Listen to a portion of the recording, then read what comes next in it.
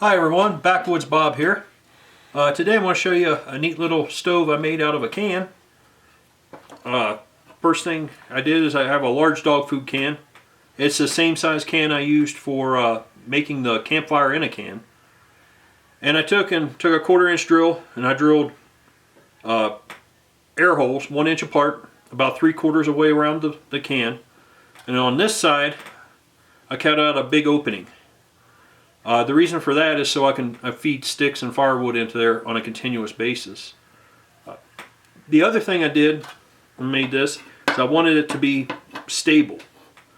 So I went to the hardware store and got some 1/8 inch thick by 3/4 inch wide aluminum bar stock, and I cut out the pieces for the base and just notched them so that they slide together. And then what I did is I took here on the top of these and I took my Dremel tool and notched out around the edge of the can. I set the can on there and marked with a Sharpie of where the edge of the can was. So the can fits on there perfect. And I made these a little loose on the bottom, and I did that on purpose so that if you're in some type of terrain and setting this on the ground, it'll be easier for the base to adjust to the contour of the ground. And then I took and did the same thing for the top. Cut them out, grooved them. And I wasn't paying attention when I cut this and forgot I cut the end with that still had the label sticker on. So I haven't used this yet. I'll have to take that off before I use it. So, and only on this time, the notches fit on the top to give you a secure base to set canteen cup, your pot, whatever you're going to use.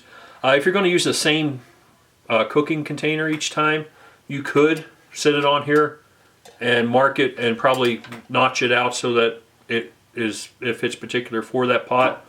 Or you could take and notch the top of it a few times so that it kind of gnarls the top of it to keep the pot from sliding around too much. I haven't decided exactly what I'm going to use to cook on top of this yet, so that's why I don't have anything on the top.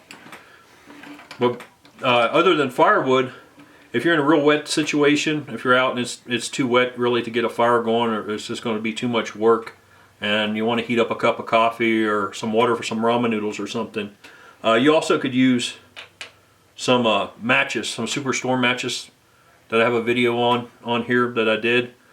These work well to cook with. They do produce a lot of soot, so whatever you're cooking is going to have a black bottom on it. So, but they fit perfectly in this. As you can see, they fit in there really nice. It would take a couple, maybe 2 or 3, to heat probably a canteen cup, depending on the weather conditions and everything, and depending on whether you're using single or double matches and so forth. But on the side here, what you do is you can take sticks, and you can probably fit sticks up to about 1 1/4 inch in diameter from the size of the hole that I put on the side of this. And you can just line them up once you got your fire going, and then just continuously shove them into the stove. That way you don't have to keep breaking them to fit into this small stove. Another thing, this is the first one I made this size, and part of the reason I made it this size is I made this can will actually fit into a large saw pouch, which I carry, so it makes it easy for me to carry this. I usually do carry some type of a fuel stove too, because depending here in the summertime, sometimes there's fire restrictions against open flames. So I usually have a couple stoves with me. So I wanted to make a small backpacking stove. There's several of these on the market I've seen. I even looked at one not too long ago, but for what it was, it seemed like it was really expensive. So I decided I'd try to make my own here. Now I debated when I made this whether to do a double row of draft holes.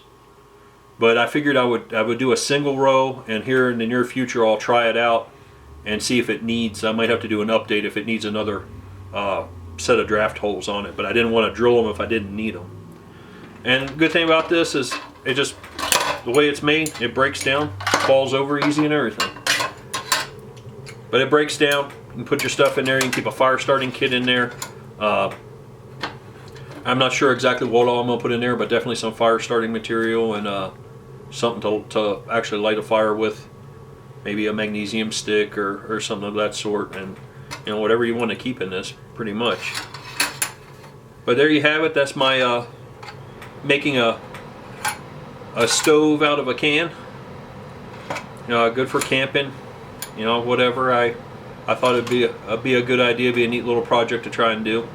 And if you notice, this is uneven in the front, and I did that on purpose, thinking that it might help if you got a little bit larger wooden stuff so it'll give a bite on that wood a little bit better, so that you can feed it in there without it wanting to slide back out. So I thank everybody for watching the video. Please stay tuned. I'm going to hopefully here in a few weeks be able to take this out and actually demonstrate it. The other thing is, I'm going to paint it probably before I do that. And if you decide to make one of these, and or anything that you're going to cook on, and you're going to paint it on your own, make sure that you get the right paint. You need a cooking safe, high temperature paint. You can't just use any paint on something like this, especially if you're going to be cooking on it. One, can poison you. Two, you might start a really big fire because that paint might actually catch on fire. So just a few little pointers. Easy to do project. You can do a little bit of time at all. I did this with just a drill and a Dremel tool, so no bench equipment or anything, no vices or anything. I just freehanded most of it. So that's my stove. Please subscribe, comment. You got any pointers, any tips, anything you think I can do better on it, please leave a comment. This is Backwoods Bob, and remember, studied information becomes knowledge, and practiced and applied knowledge becomes skill and wisdom. And skill and wisdom is your most important tools that you can use in any survival situation. So this is Backwoods Bob. Have a great day.